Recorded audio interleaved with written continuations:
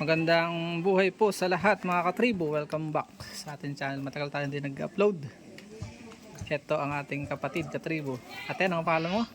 Erlinda po. Erlinda Kaluban. Kaluban. Yan. Dito po yan sa Barangay Banuton. Yan po, ano pong ginagawa nyo? Sombrero ho. Wow, ganda oh. Naka Rolex pa si ate na rila oh.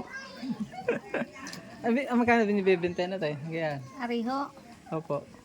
Dito sa amin ay isanda ng isa. 100 lang yan. Parang ratan ano. Kuan po yan yung buli. Oo. Parang plastic yan, no? Ganda. Maganda sa may nitito. Ay, para hindi pawisan, ano?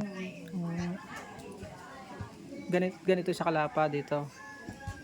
Ito yung nakukuha po sa gubat. Sa gubat yung nakukuha. Ilang oras nyo na po yung gagawin? Ganyan.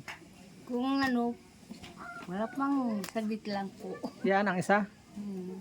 Eh, yung panguha naman po ni Ray, ilang araw. Medyo matagal-tagal ito, pare. Tinatanim po ari? Pandan yan, ano po? Pandan? Pandan yan yung may tinik? Oo. Isa, nasibol lang sa gubat. Nasibol din. Oo. Pero naitanim din nga, no? Diyan po kay Kamuring, marami pong tanim. Na ganyan. Ang ganda, no? Yan po ang buli. Gawang katutubo. Katribo nating sa tribong Alangan. Meron pa silang lusong dito, oh. Ang ganda. Sikat ang ano na yate ngayon. Buntong buhay wa po sa lahat. So, maraming salamat sa panonood. Tsagaan niyang ginagawa yan, oh. Lala po ang tawag. Lala din natin tawag nyo? Ano? Paglalala. Anong tawag nyo po sa ating lingwahe sa katutubo yung gaganyan?